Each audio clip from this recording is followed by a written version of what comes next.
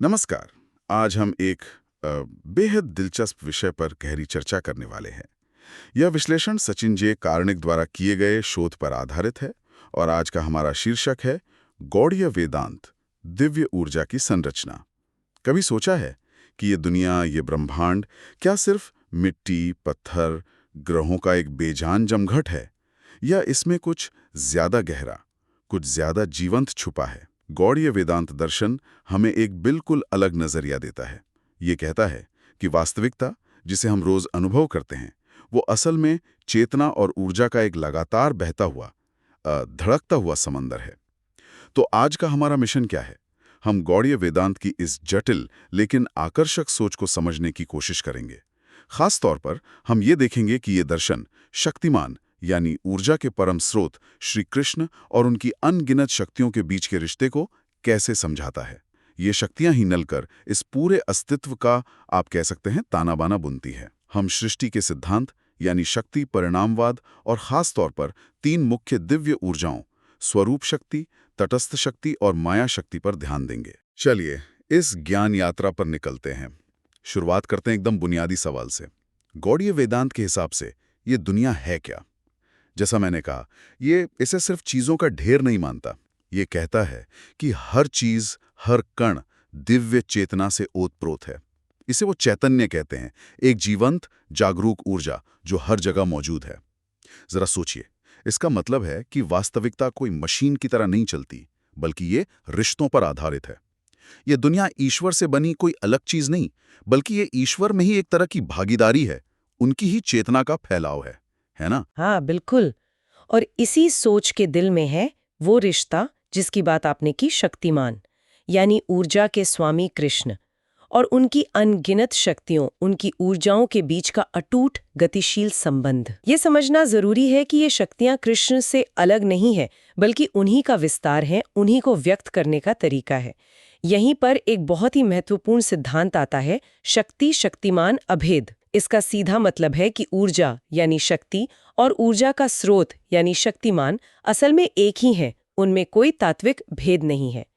जैसे सूरज और उसकी रोशनी, क्या आप उन्हें सच में अलग कर सकते हैं? शायद नहीं। रोशनी सूरज का ही स्वभाव है, उसी का प्रकटीकरण। हाँ, उनके काम अलग अलग दिख सकते हैं, पर वो हैं एक ही। अच्छा, ये तो काफी गहरा विचार है कि शक्ति और शक्तिमान एक ही हैं। लेकिन फिर दुनिया में इतनी विविधता क्यों है? अगर सब कुछ एक ही स्रोत से आया है, तो ये अलग अलग रूप, ये अच्छे बुरे अनुभव, ये सब कैसे? हाँ, ये बहुत अच्छा सवाल है। और यहीं पर गौड़ीय वेदांत का एक और, आप कह सकती हैं, क्रांतिकारी सिद्धांत सामने आता है, अचिंत्य भेदाभेद तत्व। अचिंत्य मतलब जो हमारी साधारण बुद्धि या तर्क से पूरी तरह समझा ना जा सके। ये सिद्धांत कहता है कि परम सत्य, परब्रह्म या कृष्ण, वो एक ही समय में अपनी सभी अभिव्यक्तियों से, जैसे ये दुनिया, हम जीव, उनसे एक भी है और अलग भी है। एक ही समय में एक भी और अलग भी, ये तो थोड़ा विरोधाभासी सा लगता है। इसे थोड़ा और समझाएंगी? हाँ, बिल्कुल विरोधाभासी लगता है, इसीलिए इसे अचिंत्य कहा गया है। इसे ऐसे समझें, जैसे समुद्र और उसकी लहर। लहर समुद्र से अलग दिखती है, उसका अपना रूप है, लेकिन क्या वो समुद्र के बिना अस्तित्व में रह सकती है? नहीं, वो समुद्र का ही हिस्सा है, उसी से बनी है। फिर भी हम लहर को लहर कहते हैं, पूरे समुद्र को नहीं। इसी तरह सृष्टि और जीव भगवान से प्रकट होते हैं, उन्हीं की शक्ति है, इसलिए उनसे अभिन्न है, मतलब एक है। लेकिन भगवान हमेशा पूर्ण है, सृष्टि और जीवों की तरह सीमित या परिवर्तनशील नहीं, इसलिए वो भिन्न, मतलब अलग भी हैं। ये एक ऐसा रहस्य है जिसे पूरी तरह इंटेलेक्चुअली ग्रास्प करना मुश्किल है। इसे एक आध्यात्मिक सत्य के रूप में स्वीकार किया जाता है। ये तो वाकई सोचने वाली बात है। इसका मतलब ये भी हुआ कि सृष्टि कोई ऐसी चीज नहीं जो बस एक बार अतीत में बना दी गई और खत्म। बिल्कुल, गौड़ीय वेदांत सृष्टि को किसी एक बिग बैंग जैसी अकेली घटना की तरह नहीं देखता। ये इसे एक शाश्वत, निरंतर चलने वाला प्रकटीकरण मानता है, एक दिव्य स्पंदन, जिसे स्पंद कहते हैं। जैसे दिल की धड़कन लगातार चलती रहती है, वैसे ये सृष्टि भगवान की ऊर्जा से लगातार प्रकट होती रहती है।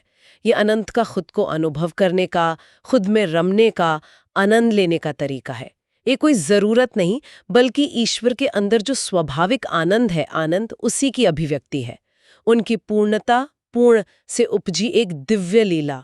लीला। तो कृष्ण सिर्फ दूर बैठे कोई कंट्रोलर नहीं है, बल्कि वो इस पूरी रचना के ज्ञाता भी हैं, भोक्ता भी हैं और इसके कण कण में चेतना के रूप में मौजूद भी हैं। एकदम सही। दुनिया उनसे बाहर नहीं और न ही वो दुनिया में बंधे हुए हैं।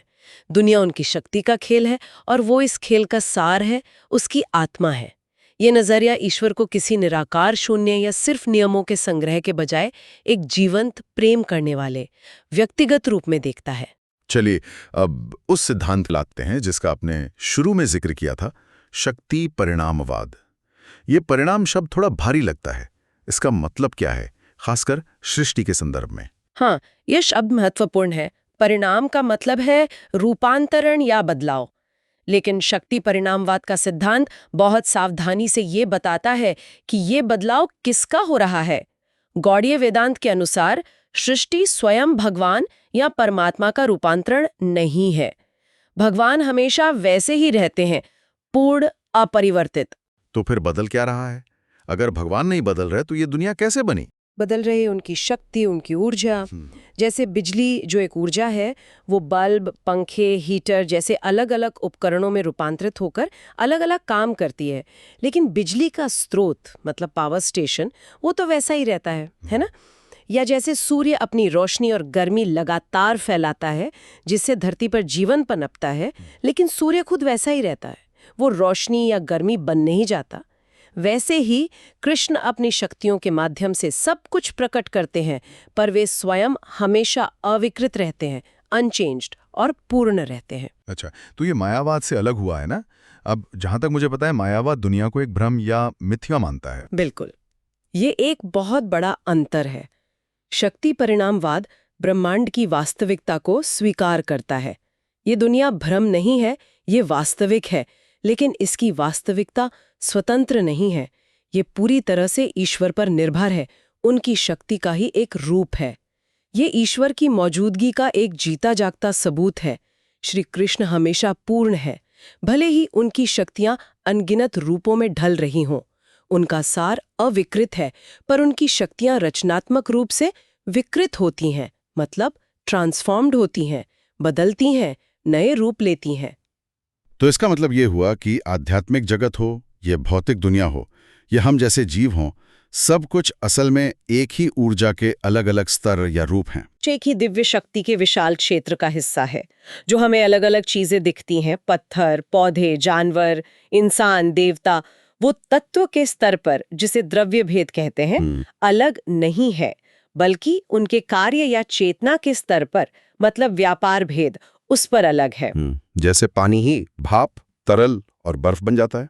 तत्व तो एक ही है, H2O, बस अवस्थाएं अलग है। हाँ, ये एक अच्छा उदाहरण है समझने के लिए। बिल्कुल, आध्यात्मिक क्षेत्र, सीमांत क्षेत्र जहां जीव रहते हैं, और भौतिक क्षेत्र, ये सब उसी एक दिव्य ऊर्जा के अलग अलग कंपन या घनत्व वाले स्तर हैं। इनमें मुख्य अंतर चेतना की स्पष्टता या आवरण का है। आध्यात्मिक क्षेत्र में चेतना पूरी तरह खिली हुई है, भौतिक में वो ढकी हुई है। इस नजरिए से ये दुनिया नकालने लायक कोई भ्रम नहीं, बल्कि एक पवित्र रहस्य है जिसे समझने की जरूरत है। ये ईश्वर की ही ऊर्जा का एक पहलू है। तो अब सवाल उठता है कि ये दिव्य ऊर्जा कितने प्रकार की है? आपने शुरू में 3 मुख्य शक्तियों का जिक्र किया था। हाँ, गौड़ीय वेदांत के स्रोत ग्रंथ जैसे भगवद गीता, श्रीमद् भागवतम और खास तौर पर चैतन्य चरितामृत ये बताते हैं कि कृष्ण की अनंत शक्तियों को मुख्य रूप से 3 श्रेणियों में बांटा जा सकता है। पहली है स्वरूप शक्ति, ये उनकी सबसे आंतरिक, निजी और सारभूत शक्ति है। दूसरी है तटस्थ शक्ति, इसे सीमांत शक्ति भी कहते हैं, और ये हम जैसे व्यक्तिगत जीवों, जीव्स का प्रतिनिधित्व करती है। और तीसरी है माया शक्ति, ये उनकी बाहरी शक्ति है जो इस भौतिक जगत का निर्माण करती है। ठीक है, तो 3 मुख्य धाराएं हैं इस दिव्य ऊर्जा की। माया शक्ति से शुरू करते हैं, क्योंकि हम इसी भौतिक दुनिया में रहते हैं। ये कैसे काम करती है? माया शक्ति वो ऊर्जा है जो इस भौतिक ब्रह्मांड को रचती है, सारे ग्रह, नक्षत्र, तत्व, शरीर, ये सब। लेकिन इसका एक और बहुत महत्वपूर्ण काम है, ये चेतना को आवृत करती है, उसे ढक देती है। इसी के प्रभाव से जीव यानी हम आत्माएं अपने असली आध्यात्मिक स्वरूप को भूलकर खुद को ये भौतिक शरीर मानने लगते हैं। हम पदार्थ से अपनी पहचान जोड़ लेते हैं और फिर सुख दुख जन्म मृत्यु के चक्कर में फंस जाते हैं। ये परिवर्तनशील है और समय के अधीन है। तो ये एक तरह की भ्रामक शक्ति हुई। क्या इसका कोई उद्देश्य है? मतलब ये क्यों है? हाँ, इसे भ्रामक कहा जाता है क्योंकि ये हमें वास्तविकता के एक सीमित भौतिक पहलू से बांध देती है और हमारे सच्चे आध्यात्मिक स्वरूप को छुपा देती है। लेकिन गौड़ीय वेदांत के अनुसार इसका उद्देश्य सजा देना नहीं है, बल्कि ये उन जीवों के लिए एक क्षेत्र प्रदान करती है जो ईश्वर से स्वतंत्र होकर अपने तरीके से अनुभव करना चाहते हैं।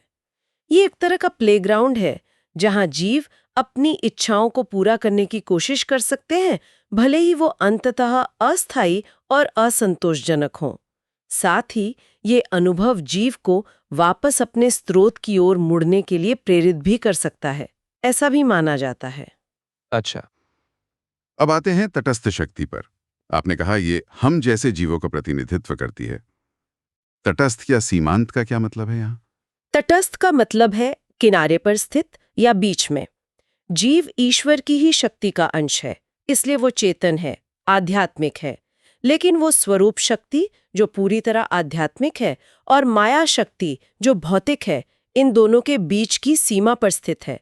इसीलिए इसे सीमांत मतलब मार्जिनल कहा जाता है। सीमा पर होने का क्या मतलब हुआ? मतलब व्यावहारिक रूप से इसका क्या अर्थ है? इसका मतलब है कि जीव के पास एक बहुत सीमित मात्रा में स्वतंत्रता या चुनाव करने की क्षमता है। वो अपनी इच्छा से या तो स्वरूप शक्ति की ओर आकर्षित हो सकता है, यानी भगवान की ओर उन्मुख हो सकता है और आध्यात्मिक आनंद का अनुभव कर सकता है, या फिर वो माया शक्ति के प्रभाव में आ सकता है और भौतिक जगत में अपनी पहचान खोज सकता है। ये उसकी तटस्थ प्रकृति है। वो स्वाभाविक रूप से न तो पूरी तरह आध्यात्मिक क्षेत्र में बंधा है, न ही पूरी तरह भौतिक क्षेत्र में। उसमें दोनों ओर जाने की संभावना है। तो हमारी स्थिति बड़ी नाजुक है। हम उस चौराहे पर खड़े हैं जहां से एक रास्ता अंदरूनी आध्यात्मिक दुनिया की तरफ जाता है और दूसरा बाहरी भौतिक दुनिया की तरफ। बिल्कुल, ये चुनाव जीव के अनुभव को निर्धारित करता है। जब वो माया की ओर मुड़ता है तो वो बंधन और दुख का अनुभव करता है। जब वो स्वरूप शक्ति यानी कृष्ण की ओर मुड़ता है तो वो मुक्ति और आनंद की ओर बढ़ता है। ये तटस्थ शक्ति का अनोखापन है और ये शक्ति संख्या में अनंत है, यानी अनगिनत जीव हैं। और अब तीसरी शक्ति, जैसे आपने सबसे आंतरिक कहा, स्वरूप शक्ति, इसके बारे में और बताइए। ये बाकी दोनों से कैसे अलग है? स्वरूप शक्ति भगवान की सबसे निजी, सबसे अंतरंग शक्ति है। ये स्वयं भगवान के स्वरूप का ही हिस्सा है, उनसे अभिन्न है। यही शक्ति उस शुद्ध आध्यात्मिक जगत का निर्माण करती है जिसे वैकुंठ या उसके सर्वोच्च स्तर को गोलोक वृंदावन कहा जाता है। ये जगत पूरी तरह से चित्त शक्ति यानी शुद्ध असीमित चेतना और आनंद यानी दिव्य असीम आनंद से बना है। वहां माया का कोई प्रभाव नहीं, समय का कोई बंधन नहीं, एकदम शुद्ध। तो ये माया शक्ति का एकदम उल्टा हुआ, विपरीत। हाँ, बिल्कुल एकदम विपरीत। माया शक्ति परिवर्तनशील है, चेतना को ढकती है, सीमित करती है। स्वरूप शक्ति शाश्वत रूप से शुद्ध है, नित्य शुद्ध, अपने आप में प्रकाशित है, स्वयं प्रकाश और स्वयं भगवान से अद्वैत है। अद्वय यानी उनसे अलग नहीं है। ये कृष्ण के अपने अस्तित्व का, उनके अपने आनंद का विस्तार है। ये कोई उनसे बाहर निकली चीज नहीं, बल्कि ये वो शक्ति है जिससे कृष्ण स्वयं को, अपने अनंत गुणों को, अपनी लीलाओं को प्रकट करते हैं और अनुभव करते हैं। तो इसी स्वरूप शक्ति के दायरे में ही कृष्ण अपनी पूर्णता का अनुभव करते हैं और वो दिव्य लीलाएं करते हैं जिनका वर्णन शास्त्रों में मिलता है।